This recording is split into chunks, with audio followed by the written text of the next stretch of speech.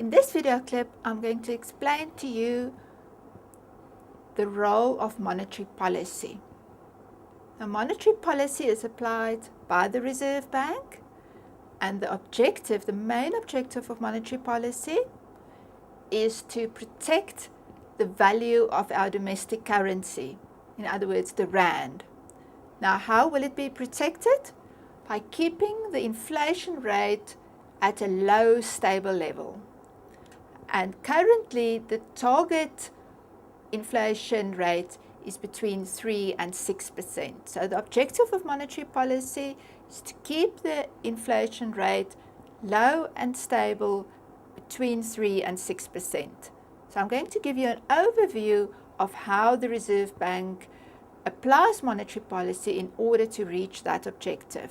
And we're going to do the whole story about monetary policy in more detail in this chapter.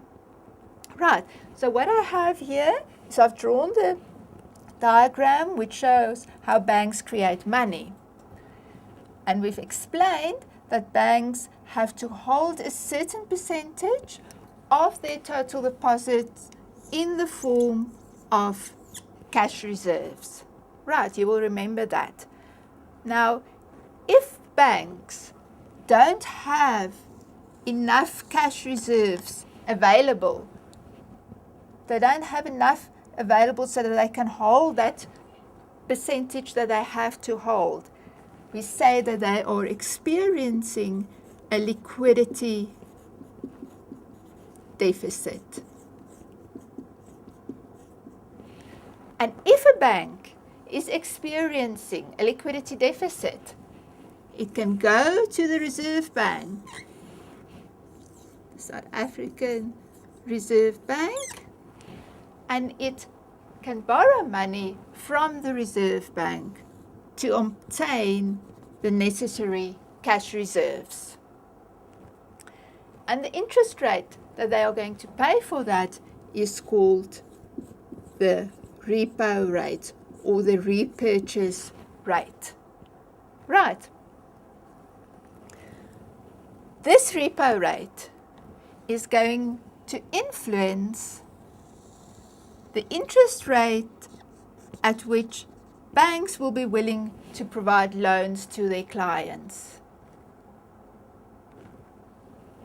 And therefore, it will be able to influence the amount of money available in the economy and total expenditure and eventually the price level. We will look at that in more detail now. Right, so banks lend cash or provide cash to the banks at the repo rate, and that determines the level of interest rates that banks are willing to give loans at. You can see that the Reserve Bank would actually like the banks to borrow from it, because if it does not do that, it will not have any influence over the level of interest rates in the economy. So therefore, the Reserve Bank likes to keep the banks having a liquidity deficit. And they can use open market operations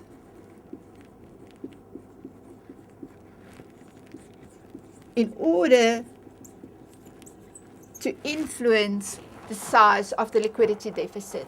Now, what open market operations will involve is that the Reserve Bank will the Reserve Bank will sell securities or financial assets to the banks. That will mean that because the banks have to pay for those securities, it will mean that some of the cash that they have available will go to the Reserve Bank. And in that way, the liquidity deficit of the banks will increase. So the Reserve Bank sells securities to the banks, cash flows to the Reserve Bank out of the economy, and therefore the banks will experience a larger liquidity deficit, which will then again be financed by the Reserve Bank at the repo rate. So open market operations as well as this lending by the Reserve Bank at the repo rate. That all forms part of monetary policy. So how is that going to influence the inflation rate? Let's say that currently the inflation rate is too high. So prices are increasing at a too fast level. What can the Reserve Bank do? It will increase the repo rate. That increase in the repo rate will lead to an increase in the interest rate at which banks will be willing to give out loans. So interest rates in the economy are going to increase. That will mean that less demand for loans.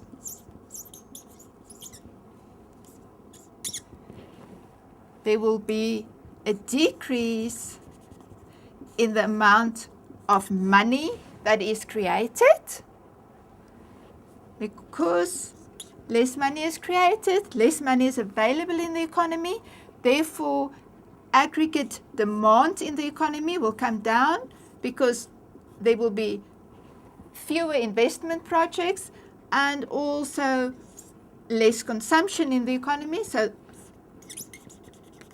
both of those will come down, and therefore it will be more difficult for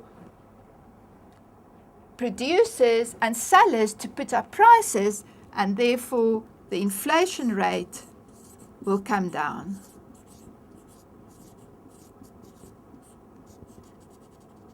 So that is the only mechanism that the Reserve Bank has available to bring down the inflation rate. They do it via the repo rate when they lend money to the banks to finance the liquidity deficit. And that is why they also use open market operations to create a liquidity deficit. So if we can put it on this scheme, the Reserve Bank creates a liquidity deficit using open market operations.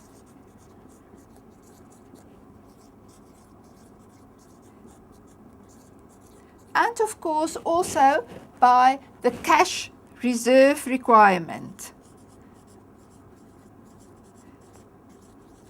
The higher the cash reserve requirement, the more cash banks need, and therefore the larger the liquidity deficit will be. So those two factors will affect the liquidity deficit of the banks. The Reserve Bank will then provide refinancing at the repo rate to finance this liquidity deficit. That will affect banks' lending rates.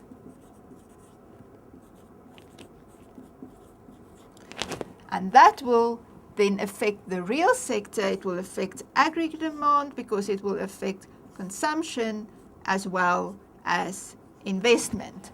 Right. So these two blocks, the creation of the liquidity deficit and the refinancing at the repo rate, that is monetary policy.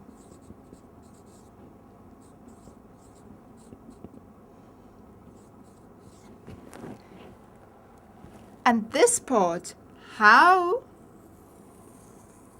monetary policy affects the real sector, because this will represent the real sector.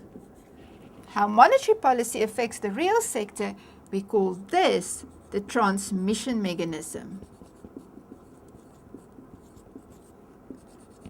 The mechanism through which a change in monetary policy is transferred to the real sector so that prices can be affected.